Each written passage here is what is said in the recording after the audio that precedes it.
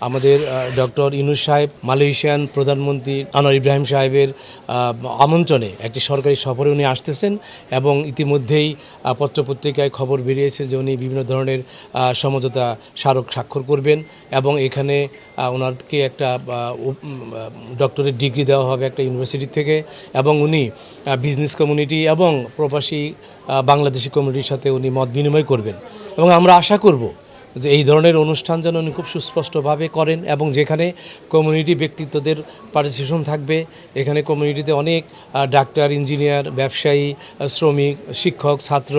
তারপরে মিডিয়ার বিভিন্ন লোকজনরা আছে, তাদের সবার সাথে উনি খোলামেলা মত বিনিময় করবেন এবং প্রবাসীদের মনের যে কথা, মনের যে বক্তব্য উনি সেটা শুনবেন এবং সেগুলো শুনে সেই কাজগুলো করার জন্যে উনি নতুন করে সংস্কার প্রস্তাব দিবেন, যা সামনে নির্বাচিত প্রতিনিধিরা সেগুলো যাতে সুন্দরভাবে সুস্পষ্টভাবে করতে পারে। এবং আমরা এটাও আশা করব যে এই দেশে বাংলাদেশ হাই কমিশনে আমাদের বাংলাদেশি প্রবাসীরা যে ধরনের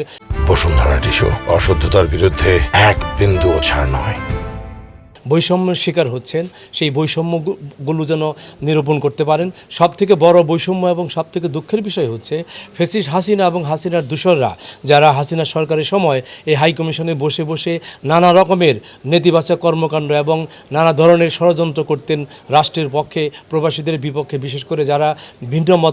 মত অবলম্বন করতেন, ভিন্ন রাজনৈতিক দল করতেন, তাদের বিরুদ্ধে। সেই সমস্ত হাসিনার দোসররা এখনও হাই কমিশনে বহাল তবিয়তে আছেন। তা আমি বাংলাদেশি কমিউনিটির পক্ষ থেকে, বাংলাদেশিদের পক্ষ থেকে, প্রবাসীদের পক্ষ থেকে আমি আশা করব যে ডক্টর ইউনূস সাহেব যখন হাই কমিশনের কর্মকর্তাদের সাথে মিশবেন, উনি যেন তাদের সেই প্রটোকলের দিকেই নজর না দিয়ে বাস্তব যে চিত্র, সেই চিত্রটা যাতে প্রবাসীদের সাথে, বিশেষ করে শ্রমিক এবং অন্যান্য যারা আছেন তাদের সাথে আলাপ আলোচনা করে প্রকৃত সমস্যাটাকে সমাধান করবেন এবং এই ফ্যাসিস্ট হাসিনার যে দোসর, তাদেরকে হাই কমিশন থেকে উনি বাংলাদেশে ফেরত নেবেন এবং তাদের যে অপকর্ম, সেই অপকর্মের বিরুদ্ধে উনি যেন শাস্তিমূলক ব্যবস্থা গ্রহণ করেন।